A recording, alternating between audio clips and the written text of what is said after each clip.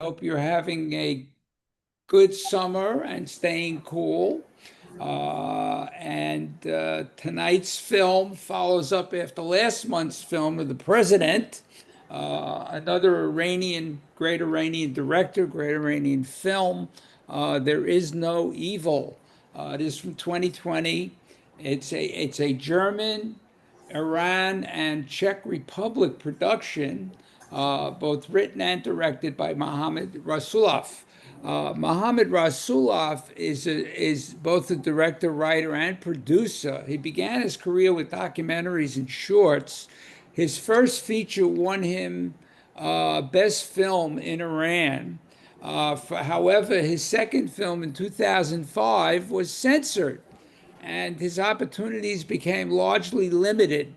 And he has produced 7 feature films to date, all of which have been banned in Iran, despite their appreciation and awards from international audiences. While he mostly relies on allegory in his films as a means for expression.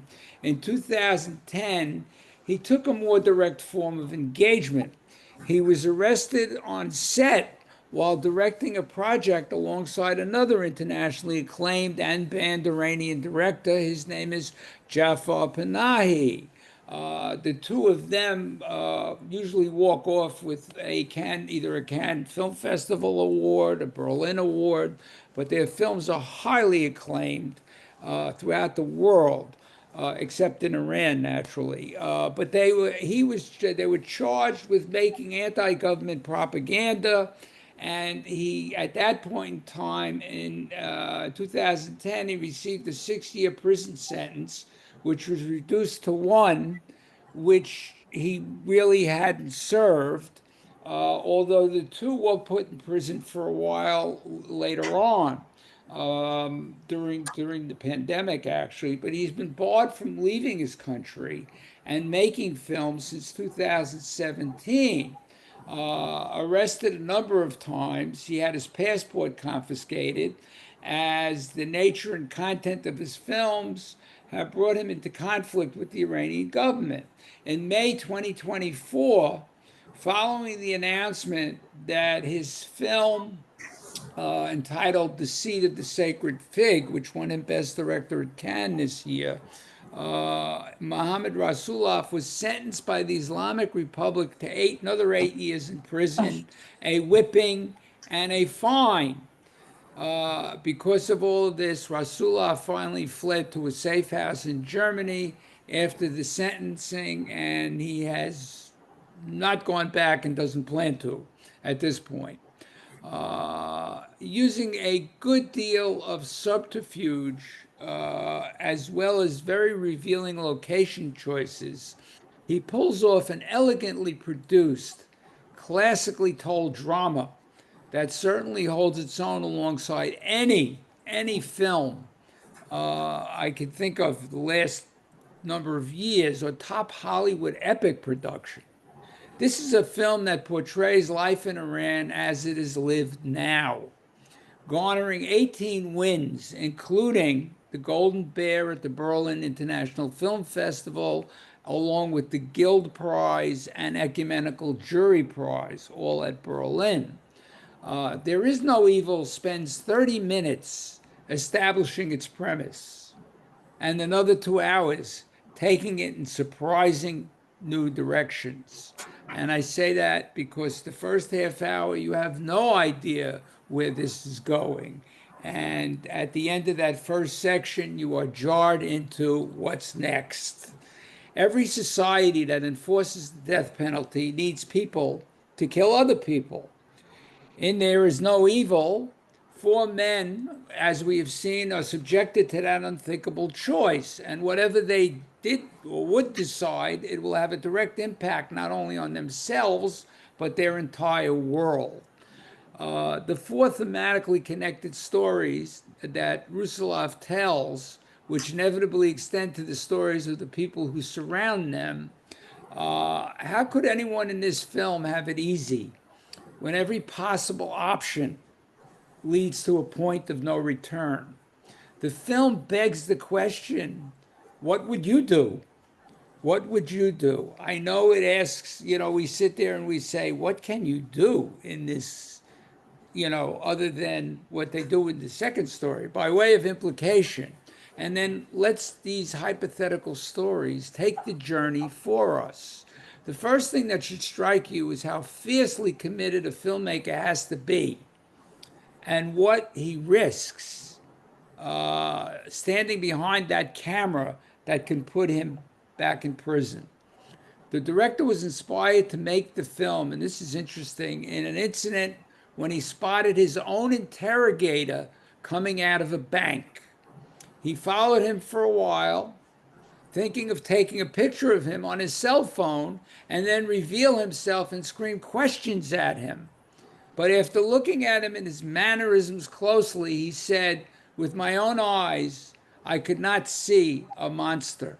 From this, he constructed a film that transcends his own society and can be applied to life under autocratic rule anywhere, anywhere.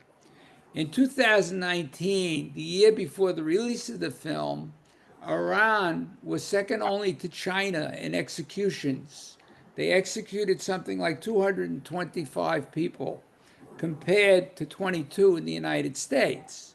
While it may not seem like that many in a country of 84 million, the film doesn't fixate on the nature of the judicial process. We don't see how these people are committed. We don't even see them. But instead, we are subjected to the psychological impact of the ritual and the ways its institutionalization created a ripple effect across society for so many generations. With each chapter heading, he ratchets up the level of excitement, mystery, and tension. The first part had the same title, There Is No Evil. And it looks like, when you saw it, it looked like a domestic dramedy. We see a genial middle-class guy, a breadwinner, Heshmat, undergoing familiar rituals. He's arguing with his wife, he's shopping for groceries, he's caring for his ailing mother-in-law. We're thinking we're seeing, maybe a situation family comedy. Heshmat's car acts as a private insulated space when you think about it, a momentary refuge from his reality. The way he navigates the city and its mundane tasks creates a false sense of normalcy for us as well as for him. The close-ups of him sitting in the car, however, waiting for the light to change, really belies something else. When he's sitting there and the car is just sitting there and it turns green, then it turns red again, turns green. Do I stop? Do I go? Do I continue? Do I continue? Waiting for the light and waiting for his daughter to get out of the car, waiting to get home. They emphasize his isolation and the burden that he carries. The car is both his family's vehicle and the machine that transports him to his grim work. This duality mirrors the dual nature of his life, and it culminates with a twist that sets everything else in motion. I cannot tell you how my heart jumped when I saw him push that button and you just see the feet. I mean, that scene will be embedded in my memory forever. I cannot get it out of my head. And right then we're propelled into the second part, which again, she said, you can do it. You can do it. We first see Poya's dilemma, the soldier's dilemma, his feelings of not being able to accomplish his task. He doesn't want to do this.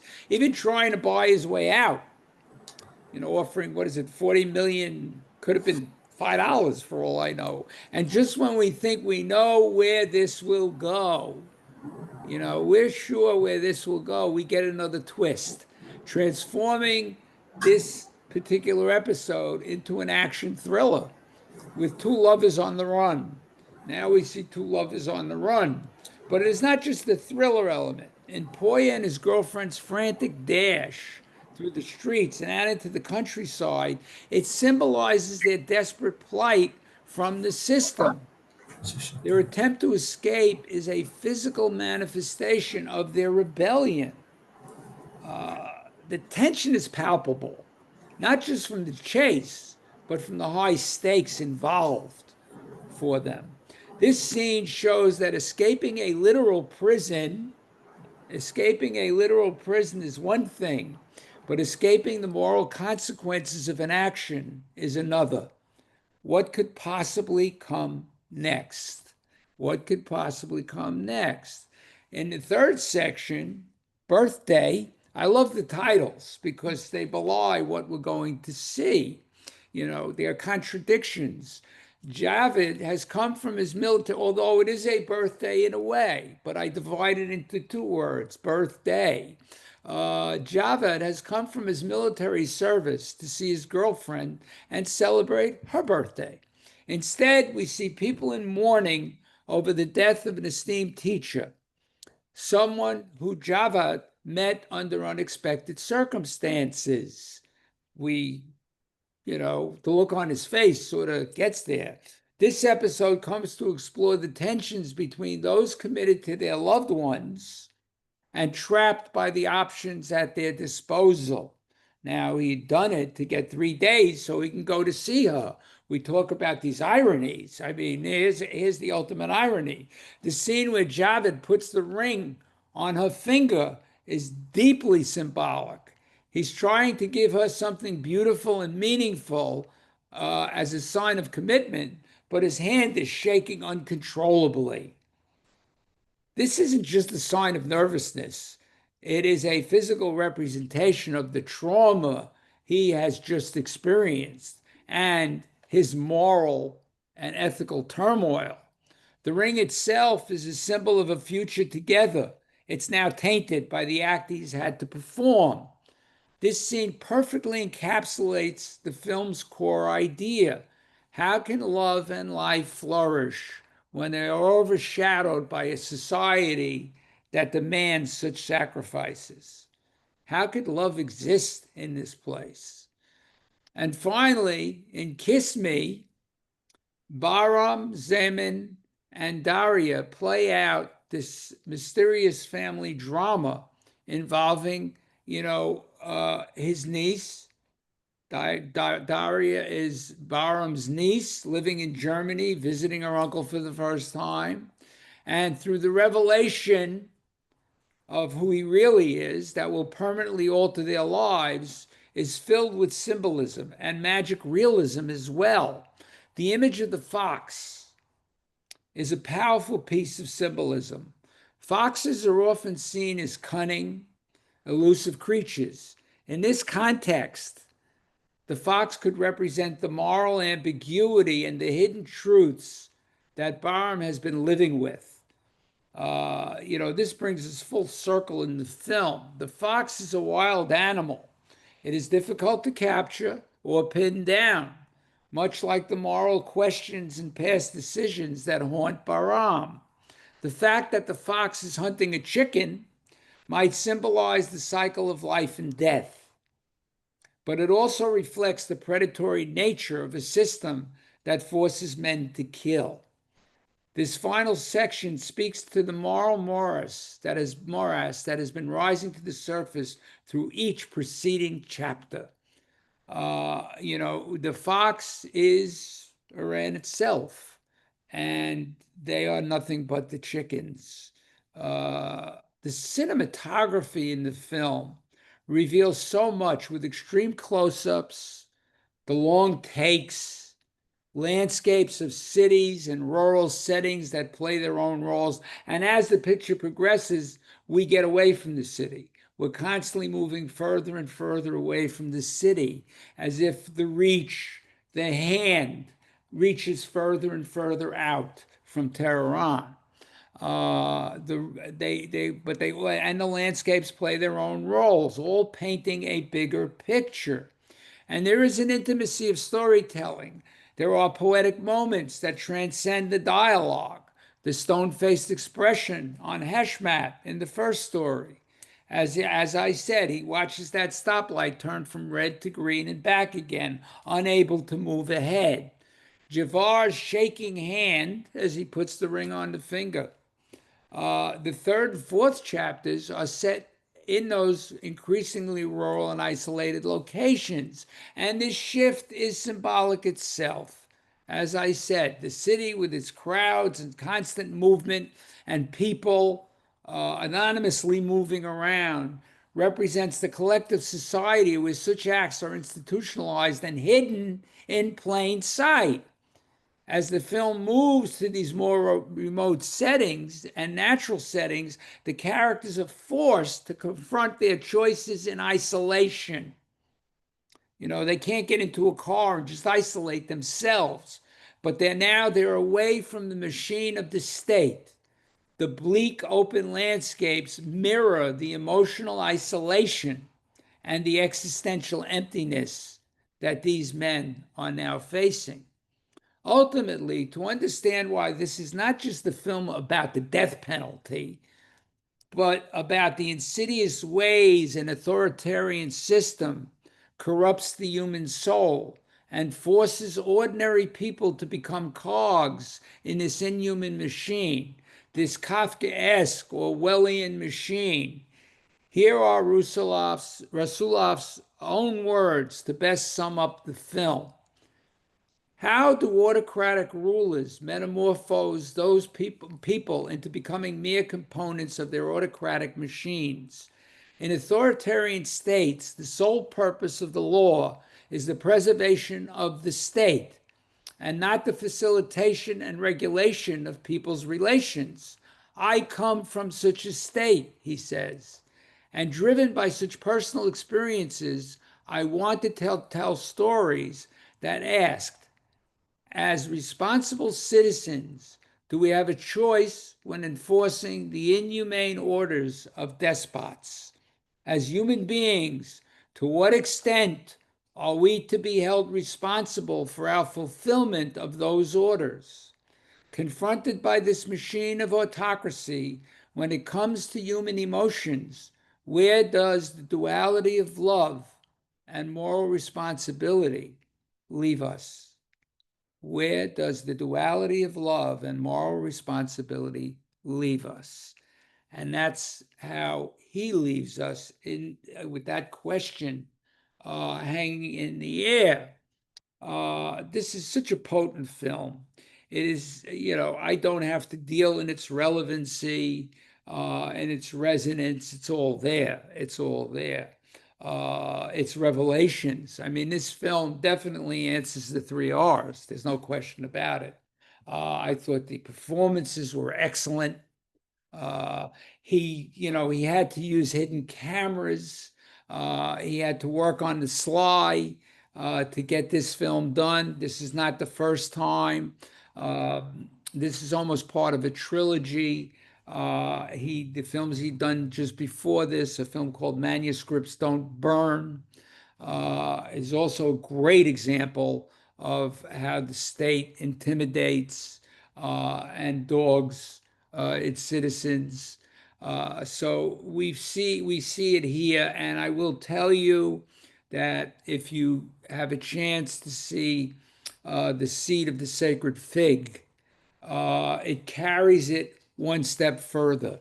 It carries it not doesn't deal with this subject, but it touches on what happened in Iran a couple of years ago with that young girl that was murdered by the so-called custom police, whatever they call them in Iran, and the beautiful young girl that was apparently killed and raped by them, and it touches on that. His most recent film does, and it just won, as I said, the Directors Award at the Cannes Film Festival this past year.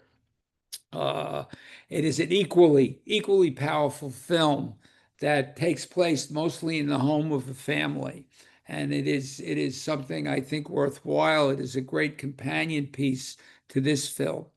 But now I'd like to, open it up and begin the discussion. because that's the most important part of this. So, who wants to volunteer to go first and open up the, oh, Nancy, yes, Nancy Berger. Okay. There you go. Oh, well, it was incredibly, incredibly powerful, all emanating from that very first part. You know, he's having this very domestic life with the wife and the kid and the mother-in-law. And I thought, what a nice guy. He's taking care of his mother-in-law. My husband would never do that. Things like this, I participate in grocery shopping. And then all of a sudden, when you see that, and I go into these things blind. I remove myself from anything around me, and I just look straight at the film. And when I saw that, I was really shaken up. And then watching the progression of the guy running, having wind his way out of having to pull the plug, hit the whatever it hits, and then and to get the guy to give him the directions, how to get out of the prison, what to do. That was brilliant. That was absolutely. I mean, I don't know how he filmed it, because if he couldn't get into these places, and anyway, I will leave it at this. But I thought it was incredibly powerful, and I thank you. And I said to Susan Pauls, I don't know if she's here or not. I said, "Wow, did you see this one?" She said, "Oh, is that Shelley?" He is really. He brings us the best. He really does, and it's. And can we get this current film? Do you think we can get hold of it to Yeah, watch it? yeah, sure. It's Okay. available on Amazon. It's available Oh, on Amazon. oh, cool. Okay, great. Yeah. That's what I'll do at 9 o'clock tonight. Um, Oh Thank boy. you. It was. Well, wait a minute. Is it too soon to watch it? Yeah, I give mean, it a day. Get over this okay. one. But get past the trauma. Okay. Thank you. Thank you. Thank you. Thank you, Thank you, Shelley. Nancy. I It was appreciate great. it. Thank you. Thank you. Rachel. I also loved it. And what was great is I didn't watch all of it at once. I took Jackie's advice that she did, and I watched it in segments so I could really appreciate it. And I Mm. loved all the stories. They were intense. I felt like I was running with the guy when he was in the, trying to get out of there. And like I could feel his frustration. And the in the third part, when he finds and realizes that he was the one who executed this person, and when he goes into the water, how intense it was. So real. The emotions were not like, like fake kind of emotions. It's like the horror of what he did, you know. And I loved the ending of that segment too, when she just says, "I'm gonna miss you." It was Mm, very simply told. It wasn't like crying, hysterical crying. "I can't do this. I'll miss you," and walks away. You know, yeah. it was just excellent. By the way, also that the other movie that you did talk about, it is on Kanopy, but it is 4 credits, just to let you know. And to see the Sacred Fig? Yeah. Oh, terrific. So Terrific. I just want to let you know, but it's 4 credits because you have a limited amount of credits each month. So, but it was wonderful. Excellent choice. Thank you. Thank you, Rachel. Thank you. Wendy. Well, I thought the first scene was incredible, where you see Tehran with cars and lights and people moving and going and shopping, and they're living a normal life, except she has to go to the bank to get his check, and the bank teller won't give her the money for her husband. He has to call the bank teller to allow that to happen. Again, women are underclass in Tehran, in Iran. And then when she got into the car, she put on another headscarf So I guess there are rules about that as well. But the normality of how people live in Tehran, and yet when he had his job working at the prison and he had to push that button, did he really realize that he was killing 4 people?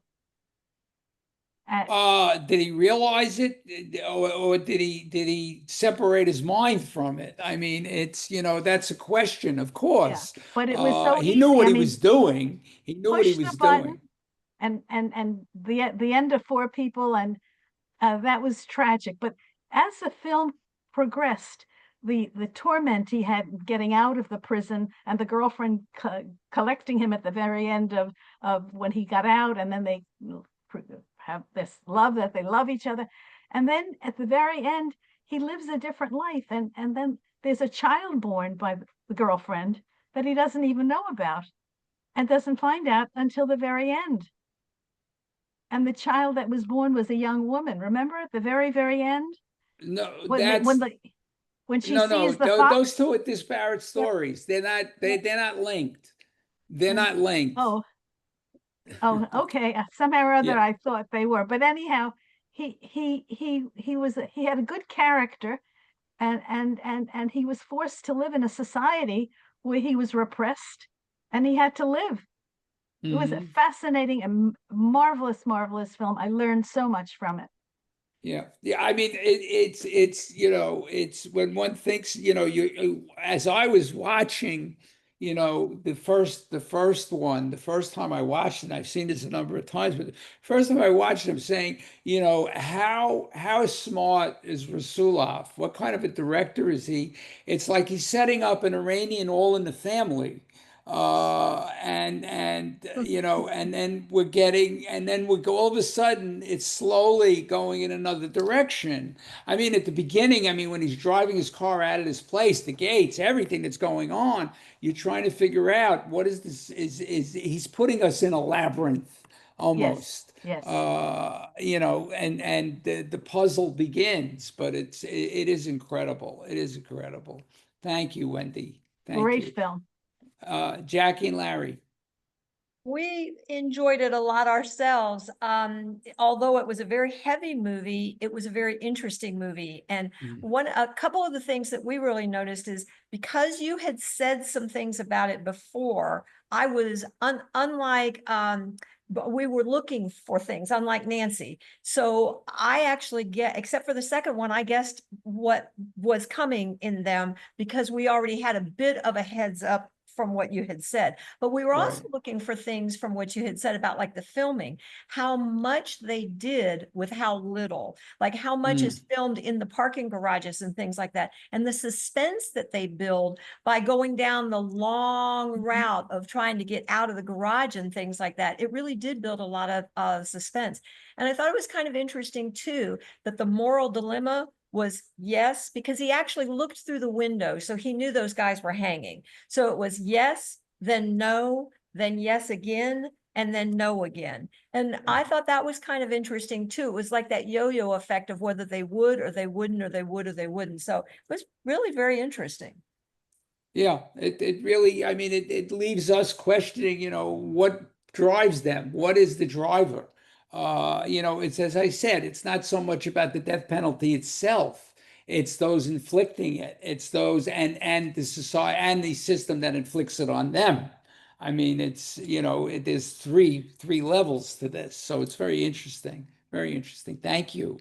Marilyn.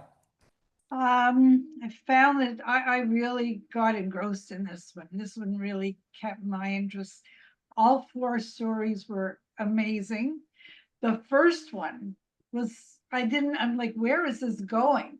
And then when he killed give the thing to kill them, I said, oh my God, he is going to be hunted by the ghosts of these victims. It was like, how do you live with yourself doing that?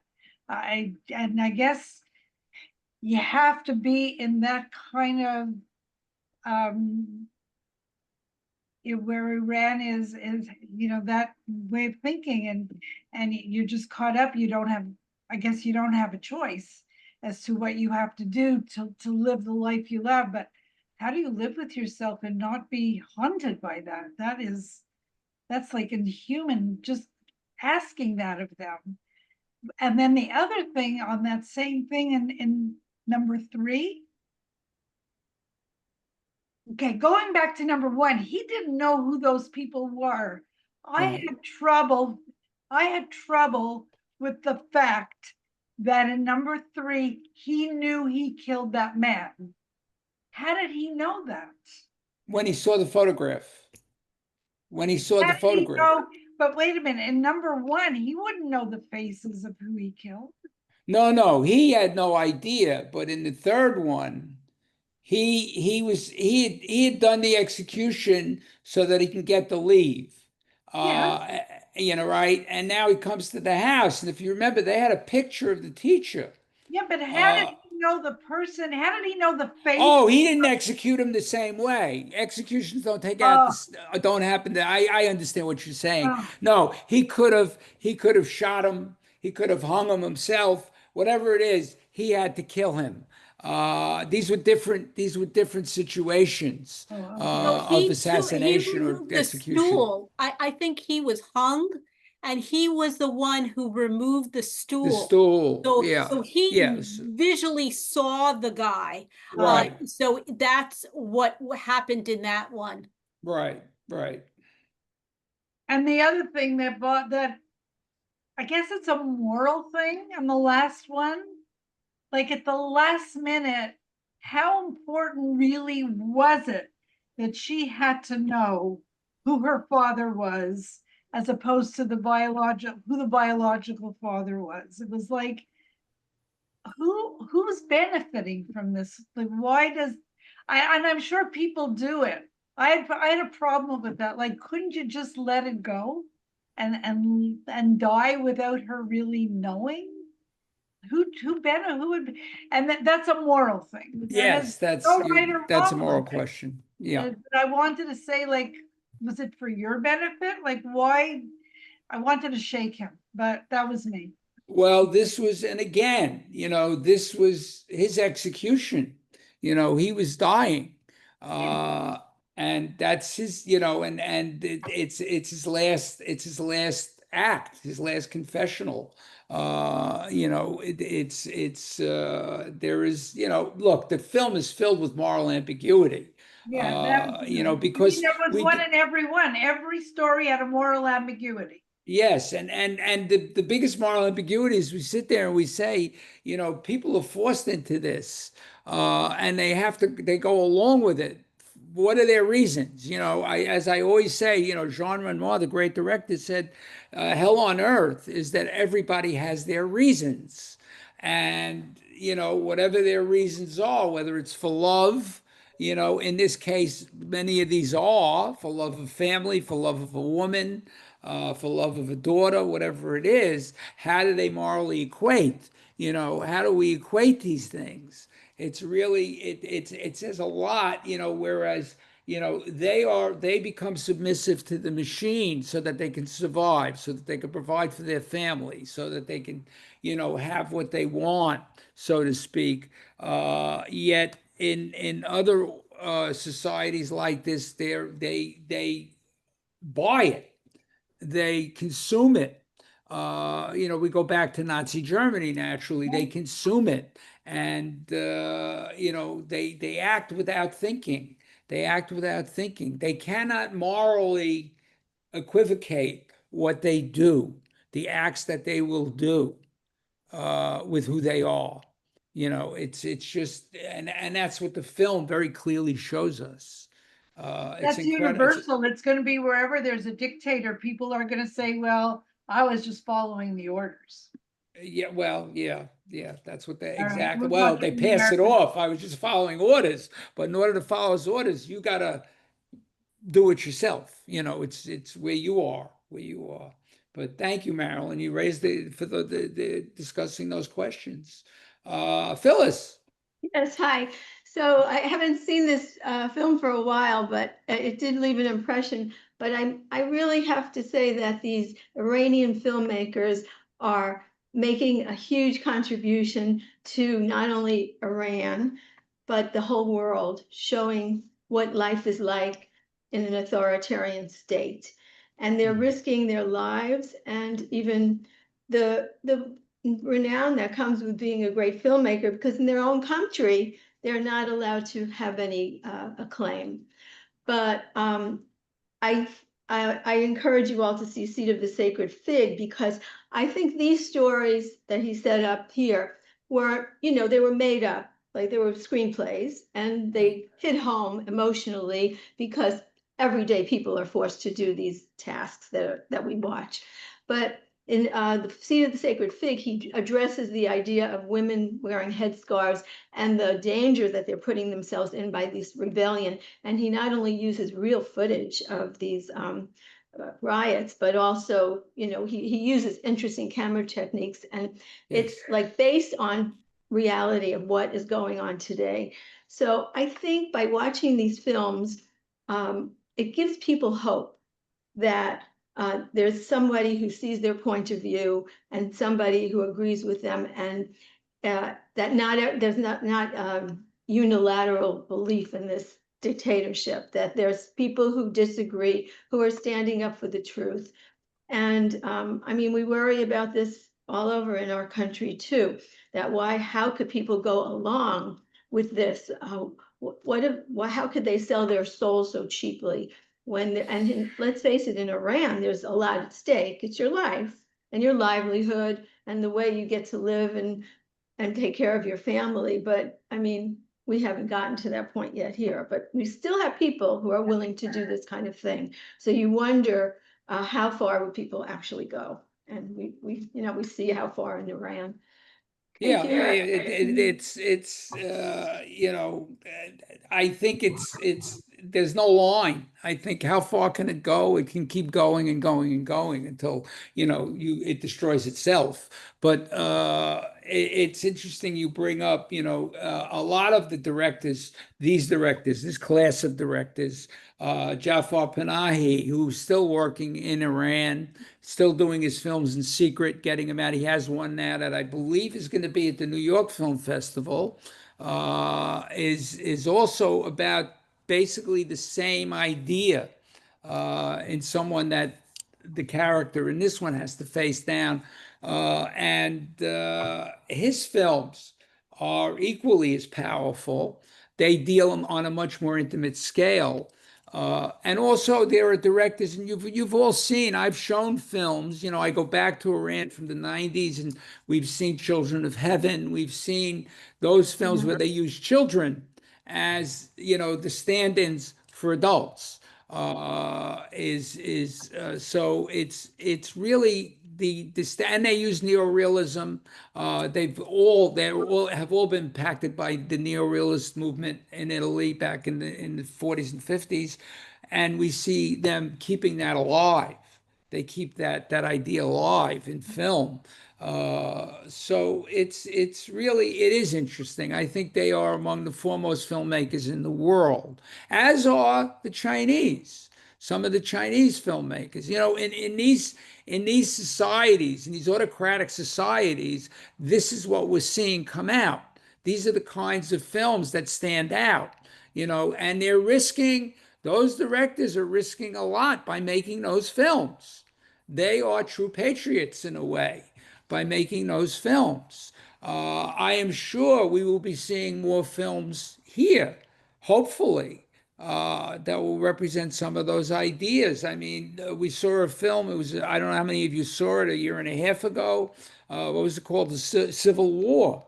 And it took place it was a present day civil war that was actually happening within the story. And it was very interestingly done to a journalist's point of view, which makes it even more effective. So yes, thank you, Phyllis. It's very important to be aware of all of these directors and these films, which is the reason why we're here tonight. Which is my goal. So thank you again. Ann Kirshner. Hi, I did not know anything about this director, having not heard anything you said about the film. So I went in with it completely just to go see one of your selections. So now I need to go back and see it again with the history that you've given me. I was a little bit confused. I didn't see the connection of the sections, and now you're telling me there wasn't always a connection, so I'm feeling better about the fact that I didn't miss it. I did love the use of the camera. I love the long ride up there. I love the long ride. I love the camera staying. It was like a Terrific. single camera filming the whole thing. I didn't feel like there were multiple cameras all over. It was like me taking the film. I love the character, especially when he was such a human, lovely human being. He's coloring her hair. I don't know of any man that I've ever heard about that has colored his wife or his sweetheart or his daughter's hair. And I thought that was the most sensitive part of the film for me, seeing how human he was. But then thinking about this death business, we execute people of the United States. Somebody is pushing that button. I never thought about it as something that was my responsibility or whose ever responsibility it is to do that. I never saw it that way. Is that different than being a soldier in the army and told to kill the enemy? Where is the difference between doing your job and what the job is?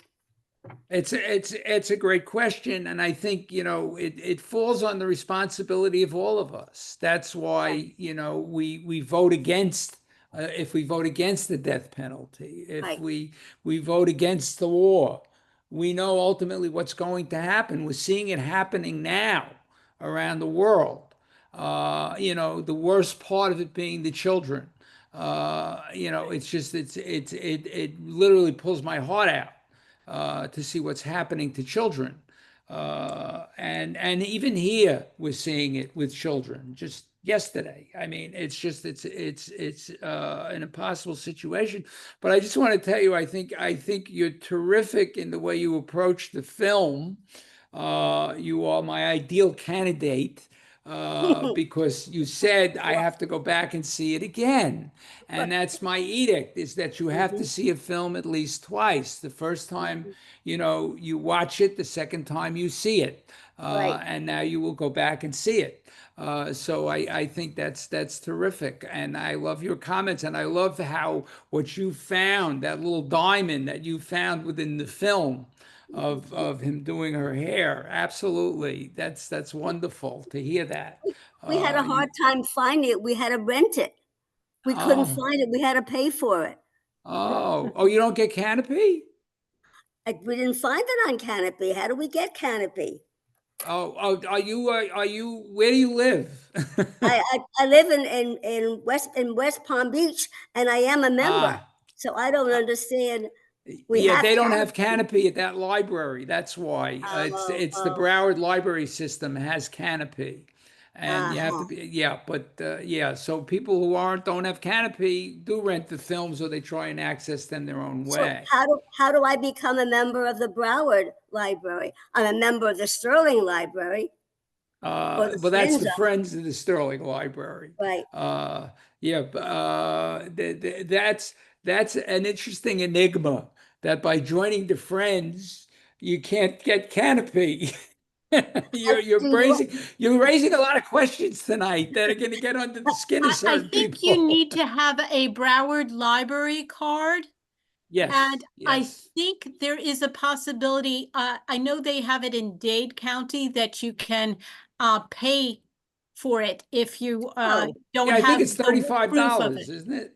I don't know. I don't know how much it is, but I do think that it is potentially possible that you can get it. You can also see what proof that is needed for the library card. Okay, Jackie, thank you need to stop, Yeah, I would. No, I can go to my library, Palm Beach County Library, and ask them, how do I become a member of the Broward kind of, library. No, they won't tell you. No, they won't tell you. They won't tell me? No. I don't I know. think I she don't. wants to I'm say not sure something. that- Wait, hold on, I'm not Jackie. sure go that they ahead. allow that anymore. We've checked into that because we've asked at the Miami-Dade and Right. our library. I think you're right, Rachel. I think at one point they did that, but it was very convoluted trying to talk to them, to different head librarians. And they finally, most of them have said the same thing. You must live within the county for the library. So maybe there's a workaround, and if somebody finds it, we should probably tell each other, but I don't think so. Do you know, Marilyn? I thought that was, it was a $35 charge. Maybe Yeah. that's free for the books. I'm not sure. And also, I think there's a caveat if you work in, Yes, there is that caveat. Yes, That there- because if I you work work in in Broward Broward County. County, so I do this, so I get access. But the fact is that yes, it's $35. It's to get a library card. It's so you might be able to access it through that. Very good. But you also get a lot of other services along with it, having the library card. So it's I find that it's terrific to get anyway. So Thank you you. can find out. You go online and just look up browardlibrary.com or whatever it is .org, and they'll she give has you all the that. information. Okay, Thank you, thank you. Ann. So wait a minute, Uh, we should read what's in the chats, because people are putting some very interesting comments in the chat about which. I'm looking. So Ed Yes. said he's in Palm Beach County and he got Kanopy, so I don't understand. what's Depends going on the library system. And like New York, all of New York City does not have No, they Kanopy. used to. They don't have Yeah, it they did. anymore. Yeah, it's And I- Canopy is undergoing a big problem right now. Yeah. Because their funding is running low. And a lot of the libraries don't want some of their, this is why they pulled. I explained this last month when we had to change films. If you remember, we couldn't get the lunchbox anymore. They pulled it off. They have to pay for these films, Kanopy. So they're looking for the money from the libraries to help support, and the universities to help support them. And some of those universities have pulled off. Some of the libraries have pulled off. So it leaves them, so they can only get so many films. They can only pay for the license for a certain amount of time, and then the films disappear. So, but I don't want to get into that whole process now. We're discussing the film. Get it. Sorry I mentioned it. That's all right, Ann. No problem. Bobby, what would you raise your hand? Yeah. You got to unmute yourself.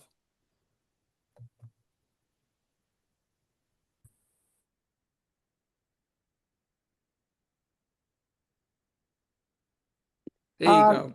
Okay, I don't have Kanopy either. There were two small towns, and one of the towns that I live in has it, but I use the library in the other town. So I have to go in and do it, and unfortunately, I haven't done it yet because I'm not as agile as I had been when I was younger. Okay. I will get there, but I got this on Prime. This Yeah, movie was it's available on Prime. Prime. It's Yeah. available on Prime. I had just a couple, before I saw the movie, not that long ago, I just read a big thing about the two Shahs of Iran, the history. So the regimes were pretty, I won't use a bad word, pretty crappy. They had problems, way Prior before to this, but a the different kind of, Khomeinis, secret But- police, yeah. Yeah, but different kinds of problems, but Mhm. similar problems. Yes. So it's very sad because the Iranian people are wonderful people for the most part.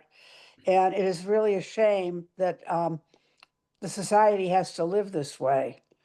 Absolutely. And I can't say more because everybody, what they have said about the movie has been wonderful, and I agree with everything.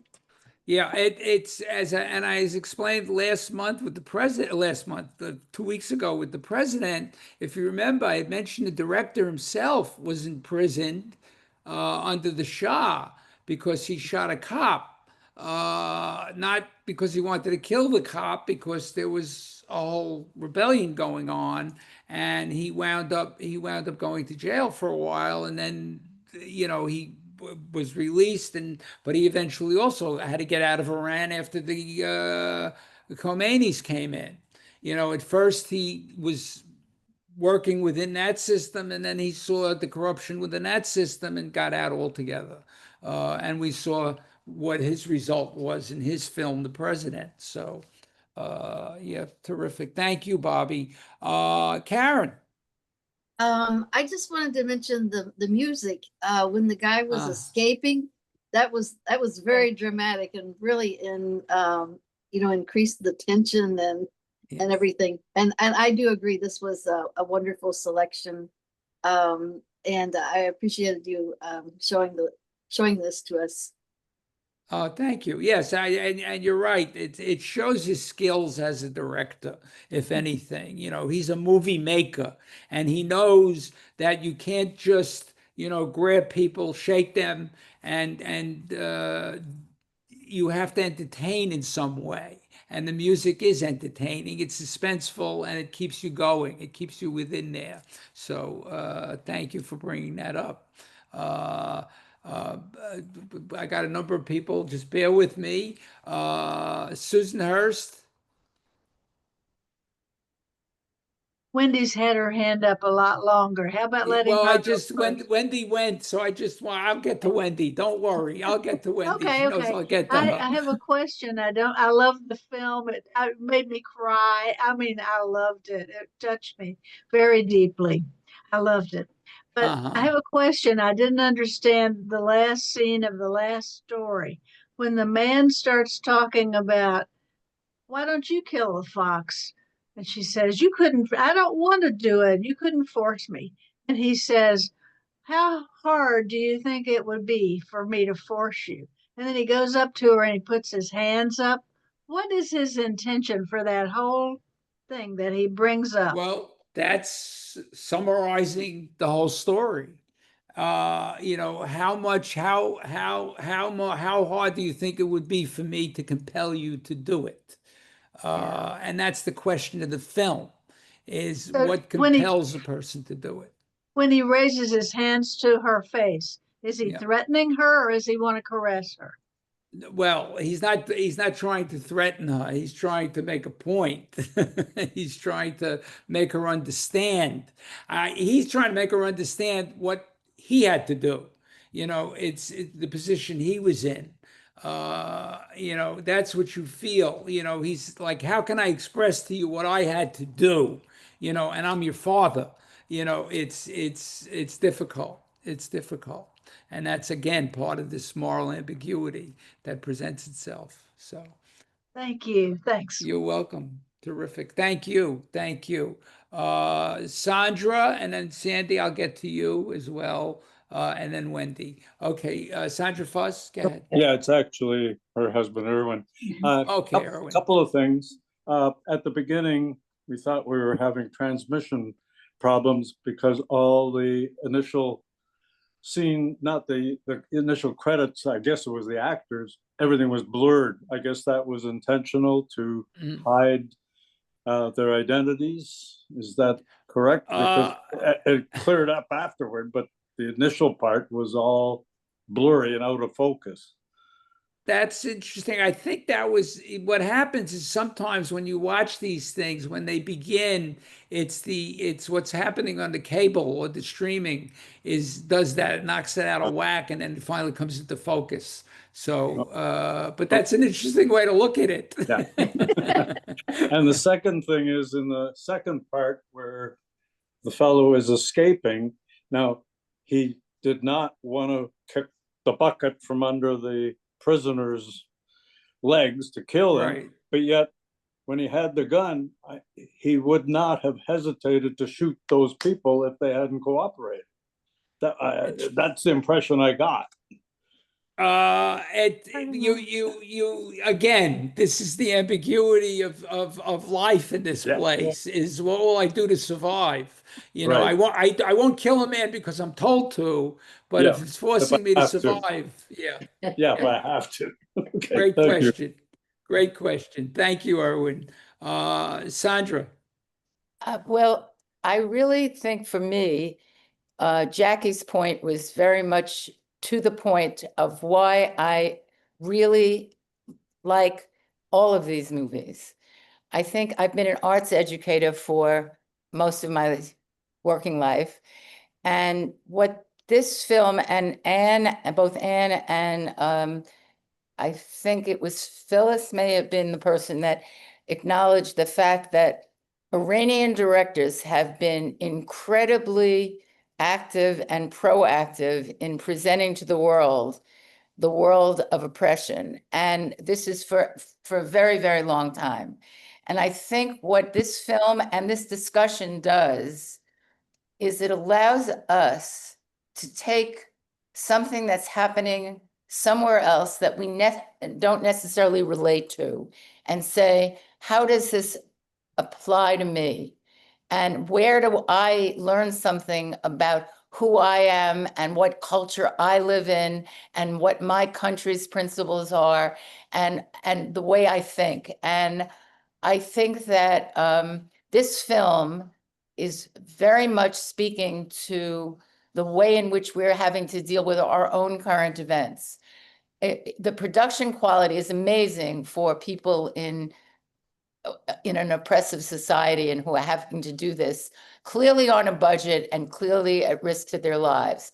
But I think what really has happened and what the discussion has kind of shown that we are really dealing with dilemmas of humanity and that we have to find a way, and why the arts are so important to be taught in the schools, why film is such an important expression, and that very often younger people are visual learners. And film is an excellent way of beginning discussions of history and leading you into avenues that you might never go to because it's not about dates and it's not about anything other than human emotion. And the very fact that in the first short story, and Larry and I have referred to the episodes as short stories. So in the first episode or the first story, when he's freed, when he becomes free, the joy of that couple. That's not the first. Second story. That's the second story, right? The joy of the couple in dealing with the fact that he made it is palpable. And to me was almost the most optimistic because it encourages people to find a way. And it also tells us that survival is not easy, but it can be worth it. And so there's a pessimism, optimism thing at play here. But I think that the choice of films and has been remarkable. And Anne's comments as someone who came to it not really knowing certain things makes it even more valuable because it highlights the importance of coming to a place where you have an open mind and are willing to grapple with this kind of thing. And hopefully we take away and have a personal response, that our action becomes personal. Mm-hmm. Oh, without question. I mean, this is the whole idea of why these films are, to me, more important than documentaries because they create an empathy, they create a resonance, they create an understanding that, and it is, you're right about one thing, it's to call them short stories. I mean, this film is like a novella. I mean, it's broken into these chapters more than a movie itself. But I can't, you expressed my feelings exactly about film. And the importance of it and why I do what I do here and in other places. I mean, it's important to me. And I think what makes it worthwhile for me is hearing your responses to the films. Knowing that, okay, not just that I chose this film, but I chose it for a reason. And there is a thematic reason to it. And you're all getting it, which is what I enjoy even more. Even sometimes to the point of when it's critical, I'll take it too. And I understand it. And that's important as well. So thank you, Sandra. I appreciate it. Wendy, finally we get back to Oh, you. Well, I just wanted to say something perhaps you don't want to hear, but I think morality in a society depends on where you live, whether you're in an enclosed society like Iran. And remember, Iran was a normal society before the Khomeini.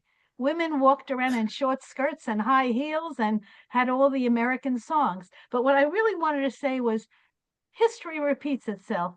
The Nazis, they had prisoners and they would start shooting them. They'd start at 8:30 in the morning and they'd end at 5 in the afternoon, like it was a business. Well, this man here, in Iran, in Tehran, he pushed a button and that got rid of it. So is it easier for someone to tolerate shooting someone that you see, or just pushing a button and it's over? That's again, this is what I was talking about before when I mentioned Nazi Germany, is that there's a difference to how much you succumb to. In Nazi Germany, a good deal of the population went along willingly. Now, the moral ambiguity in this film is how willing do you want to go? We're dealing with individual stories, not a mass population. And it's we have to remember, yes, under the Shah, things were different. It was a modern country, but they had a secret police that was terrible. It was awful. You couldn't speak against the government. You couldn't say things. You would be punished. You would be punished, maybe with your life. So it was not all fun and games in Iran, although it looked that way. It did look that way for all intents and purposes, but we really weren't getting the entire picture.